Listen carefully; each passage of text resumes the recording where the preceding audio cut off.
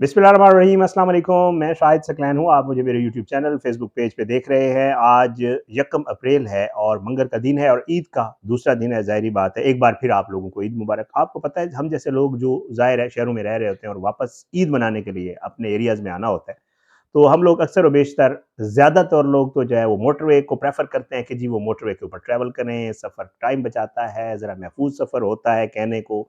और साथ-साथ ये भी होता है कि ज़ाहिर है आपको वक़्त भी कम लगता है, सर्विस ज़रा बेहतर होती है सर्विस एरियाज़ में, तो इसलिए प्रेफ़र इसलिए किया जाता है कि एक अच्छी ख़ासी, अब तो ख़ैर टैक्स भी बढ़ गया है। टैक्स दे के आप जो है वो अपने एरिया से मोटरवे ट्रैवल करते हैं और अपने एरियाज़ को पहुँचते हैं।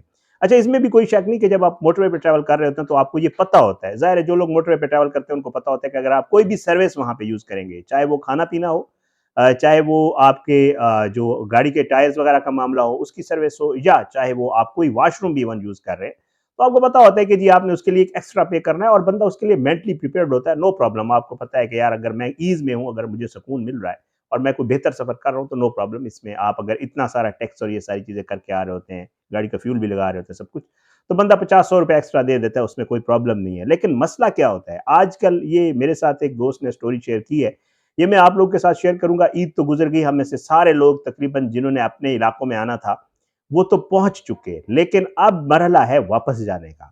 ज़ाहिर-सी बात है, अगेन उन्होंने मोटरवे यूज़ करना है, तो जो आते हुए प्रॉब्लम आपको फेस करना पड़ रही है या आते हुए जो आपके साथ नहीं हुआ, हो सकता है वो वापस जाते हुए आपके साथ हो। तो इसलिए मेरी कोशिश होती है, इस तरह की जो अवेयरनेस की चीज़ें मेरे पास आती हैं, जो स्टोरीज़ मेरे पास आती हैं, कोशिश होती है वो आप तक ज़रूर पहुँचाया करूँ और आप लोगों को बताया करूँ कि इस तरह के मामलात आजकल हो रहे हैं मोटरवे के ऊपर। ये एक दोस्त ने स्टोरी शेयर की है, हो सकता है पॉसिबल है आपने फ़ेसबुक के ऊपर, सोशल मीडिया के ऊपर ये स्टोरी देखी हो।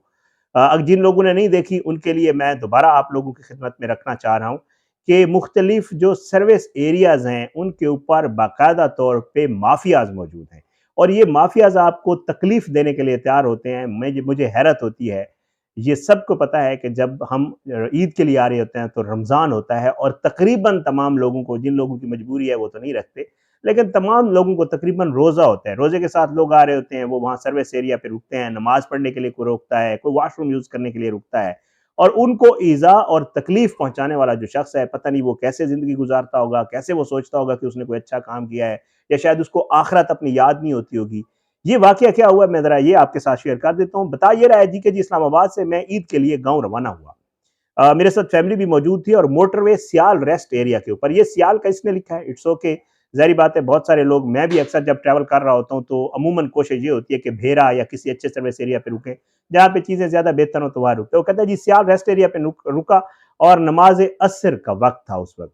रोज़ा होता है, कोशिश होती है नमाज़ ज़्यादा पढ़ लें। वो कहता है जब मैंने कार रोकी और नमाज़ अदायगी करने के लिए मैं मस्जिद के अंदर चला गया। ज़ाहिर बात है आप जब गाड़ी रोक के जाते हैं तो आप गाड़ी के साथ कोई चौकीदार तो खड़ा नहीं कर जाते, आपके पीछे कुछ लोग आ जाते हैं और वो आपको, जब आप वापस आते हैं तो आपने अक्सर बेशतर देखा होगा कि गाड़ी का वाइपर उठा हुआ होता है और उसकी विंड स्क्रीन सामने वाली साफ हुई होती है। जो ही आप गाड़ी स्टार्ट करते हैं, एक बंदा वाइपर उठा के आपके पास आ जाता है, आप उसको पे कर देते हैं, आपको आइडिया हो जाता है कि इसने शीशा साफ किया है तो ठीक है, इट्स ओके, नो प्रॉब्लम। अच्छा जी, वो कहता है कि जी मैं जब नमाज अदायगी के बाद कार के पास पहुंचा तो एक नौजवान वहां मौजूद था जिसने मुझे इतला दी कि सर आपकी गाड़ी का टायर बैठा हुआ है। तो मैंने कहा कि अच्छा, ये तो बिल्कुल ठीक था और आपको भी पता है, ज़ाहिर बात है जितने भी हम गाड़ियाँ यूज़ कर रहे हैं, ज़्यादातर जो अब नई गाड़ियाँ हैं, उनके टायर ट्यूबलेस होते हैं और एकदम नहीं बैठते। जब गाड़ी का टायर पंक्चर होता है तो वो, अगर गाड़ी रन में हो, चलती रहे, तो टायर बैठता ही नहीं है। ये ट्यूबलेस टायर की सबसे अच्छी क्वालिटी ये होती है। कहीं जाके आप रुकेंगे, बहुत ज़्यादा देर के लिए रुकेंगे तो उसमें आहिस्ता-आहिस्ता हवा निकलती है और वो बैठता है। लेकिन एकदम से अगर आपकी गाड़ी का टायर बैठ जाए तो आप हैरान होते हैं कि इतना बड़ा पंक्चर कैसे हो गया कि एकदम से टायर बैठ गया। वो कहता है कि जी मेरे सामने अब ये सवाल था कि ये जो है ये टायर कैसे बैठ गया? लेकिन कहता है, मैंने कहा हो सकता है पॉसिबल है कोई कील वगैरह लगी हो। तो कहता है मैंने उससे पूछा कि जी इधर कोई दुकान है? तो उसने कहा जी बिल्कुल ये सामने टायर वाली दुकान है और मैं जो है मैंने कहा ठीक है। वो कहता है बहरहाल मैं जो है टायर शॉप पहुँचा तो उसने कहा कि जी, यूँ ही मैंने उसे कहा कि यार ये ज़रा टायर देखो, मेरी गाड़ी का खड़े-खड़े टायर बैठ गया है, मैं नमाज़ पढ़ने गया हूँ, वापस आया तो टायर बैठा हुआ था। कहता है कि वो जो आगे भाई साहब था टायर पंचर वाला, उसने कहा जी आपका तो टायर ही फाड़े हो गया है क्योंकि आप वहाँ से गाड़ी चला के मेरी शॉप तक ले आए हैं तो आपका टायर फ्लैट हो चुका है। ये अब डैमेज हो चुका है, अगर आप यूज़ करेंगे तो ये आपके लिए नुकसानदेह है, आपको टायर जो है वो बदलना पड़ेगा, नया डालना पड़ेगा। कहता तब मुझ पे कहानी थोड़ी खुलने लगी, असल मुद्दा क्या है? मैंने स्टेपनी लगाने का कहा और पंक्चर टायर डिग्गी में रखवा दिया और ये सबसे बेस्ट काम है। वो आपको बारहा कहेंगे। अच्छा, एक चीज़ और मैं आपको ज़रूर एडवाइस करूँगा जिस पे मैं खुद अमल करता हूँ। گاڑی کی جو سٹپنی ہوتی ہے وہ بھی جب آپ ٹائر گاڑی کے 4 بدلواتے ہیں نا تو تھوڑا سا اور خرچہ کریں اور سٹپنی کا جو ٹائر ہے وہ بھی نیا ڈلوائیں۔ آپ کی گاڑی کا سٹپنی کا ٹائر اتنا ہی نیا ہونا چاہیے جتنے آپ کے 4 ٹائر جو ہے نا وہ اس کے ہیں گاڑی کے، اور اس کو بھی جب آپ ٹائر ایئر پریشر چیک کرواتے ہیں تو آپ ساتھ چیک کروایا کریں۔ میں بہت یہ اس پہ اوپر اپلائی کرتا ہوں، میرے پاس جو سٹپنی ہوتی ہے عموماً جب گاڑی کبھی بیچو بھی سے تو وہ بالکل ان یوزڈ ہوتی ہے، نہیں ہوتی، ٹھیک ہے۔ اب اس میں یہ ہوتا ہے جی کہ وہ کہتا ہے کہ جی اپنا وہ میں نے اسے کہا کہ نہیں بھائی آپ میری سٹپلی لگا دیں اور یہ جو پنچر ٹائر ہے اس کو ڈگی میں رکھ دیں۔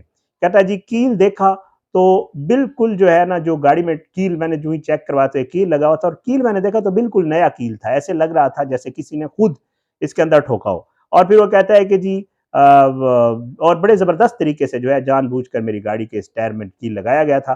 کہتا ہے اس واردات کا اندازہ مجھے پہلے سے بھی تھا، متعدد بار سوشل میڈیا پر جو ہے وہ لوگ ڈال بھی چکے تھے کہ پنکچر والے خوب جو ہے آپ کو ڈراتے بھی ہیں، اس طرح خود ٹائر پنچر کرتے ہیں، اور مجھے بھی ڈرایا کہ جی سٹپنی ٹائر بہت سخت ہے، آپ کا ہارڈ ہوا ہے، بڑے عرصے سے پڑا ہوا ہے، اگر یہ لگائیں گے تو بسٹ ہو جائے گا، آپ کے ساتھ فیملی ہے، ٹائر چینج کروا لیں تو بہتر ہے۔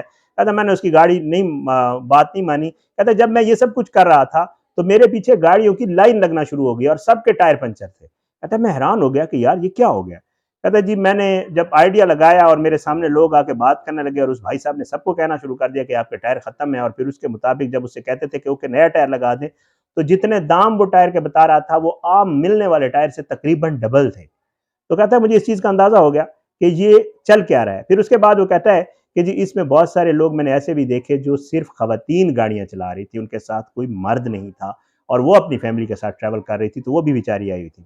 کہتا ہے کہ جی میں نے اسے کہا کہ جی جب یہ ساری چیز میں نے دیکھی تو میں نے اسے کہا کہ یار یہ تم لوگ کیا کر رہے ہو، کیا چکر ہے، یہ ایسا کیوں کر رہے ہو؟ تو کہتا ہے آگے سے اس کا ایک جو لڑکا تھا اس نے مجھے جو ہے بڑا ڈھیٹ سا جواب دیا۔ کہتا سر ہمارا بھی تو سیزن چل رہا ہے نا، روزے کے ساتھ فیملیز خوار ہو رہی تھیں، کچھ گاڑیاں خواتین ڈرائیو کر رہی تھیں جن کے ساتھ یہ واردات کی گئی۔ وہ کہتا ہے کہ وہ ہمیں کہتا ہے کہ سر دیکھیں نا ہم سب پورا سال ہلکے پھلکے 1-2 پنچر لگاتے ہیں، کوئی اتنی زیادہ انکم ہوتی نہیں، ہمیں انہوں نے بہت بڑے ٹھیکے پہ یہ دکانیں دی ہوئی ہیں، ہم نے بھی یہ سوچا ہوا ہے کہ ٹھیک ہے لوگ جو فیملی کے ساتھ جا رہے ہوتے ہیں ان کی مجبوری ہوتی ہے، ٹائر اگر خراب ہوگا، ٹائر پنچر ہوگا تو ان کو چینج کروانا پڑتا ہوگا۔ تو کہتے ہیں کہ یہ کہتا ہے کہ سر ہمارا بھی سیزن چل رہا ہے، عید ہے، دیکھیں نا سب لوگ عید منانے جا رہے ہیں تو ہمارا بھی تو حق بنتا ہے۔